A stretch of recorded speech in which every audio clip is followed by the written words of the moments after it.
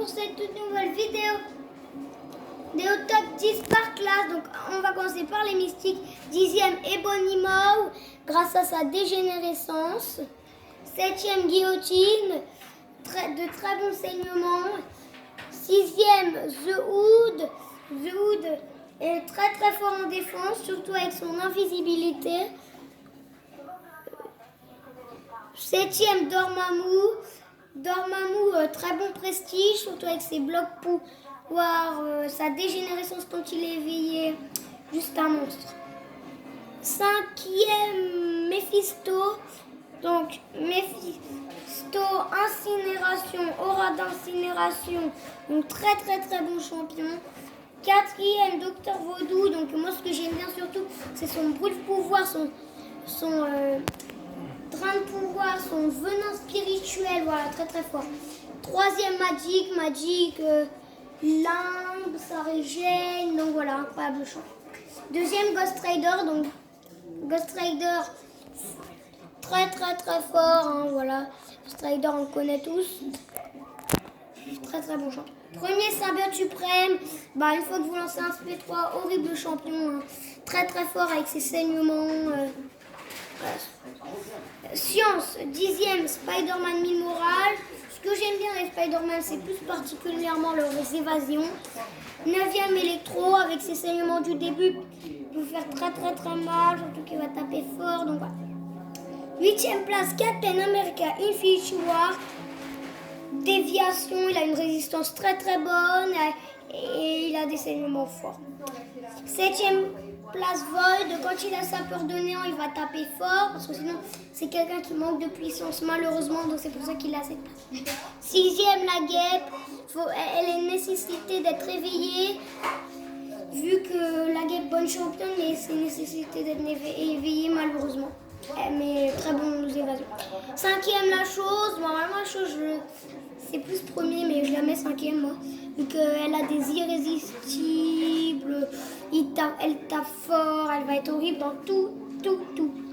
4e Hulk rouge, avec ce que j'aime bien c'est sa seconde frappe, son SP2 pas forcément super non plus fort, mais sa régène qui est bien, donc du coup SP2 ça lui rajoute de la utilité. 3e Torche Humaine, donc Torche Humaine, des incinérations très très fortes, hein, voilà. Torche Humaine. Luke Cage, 2e. Donc du coup, hein, voilà, Luke Cage, très très fort avec ses indestructibles, donc voilà. Première place, Hulk Ragnarok, qui pourrait être d'autres en première place par Hulk Ragnarok avec ses étourdissements et tape fort, donc voilà. 10e place des mutants Psylocke, donc Psylocke, voilà, avec ses trains de pouvoir souvent, vous pouvez enchaîner les SP, donc c'est bien. 9e Wolverine 23, de très bons saignements. Voilà, 9e Wolverine 23. 8e Danza, donc 8e Danza avec sa régène, il tape fort, il tape comme un monstre. Et il a les saignements. 7e Iceman, donc Iceman avec sa fac de froid. Avant c'était le meilleur champion mutant quand il n'y avait pas Domino et tout, mais plus maintenant. 6e Havok, donc Havok, très très fort avec ses charges de plasma, sauf qu'il va se faire contrer très très fort avec très bien avec un cyclope. Mr Sinister en 5e. Donc encore mieux qu'avec Mr Sinister, tout simplement pour moi. 4e Emma Frost, elle va être immunisée à tout quand elle va être en diamant, donc voilà. 3e Archangel Poison, poison, saignement et neurotoxine. 2e Omega Red, donc Omega Red, je me fais souvent battre. Première Domino, des saignements critiques, des saignements qui peuvent changer tout. 10e Electra, bon saignement. 9e Narok, il nécessite d'être éveillé parce que le suspect 3 est juste horrible avec le dieu de sa foudre. 9e Narok. 8e Massacre, donc du coup Massacre, bon champion, surtout avec sa balle enflammée. 7e Nick Fury, de très bons saignements.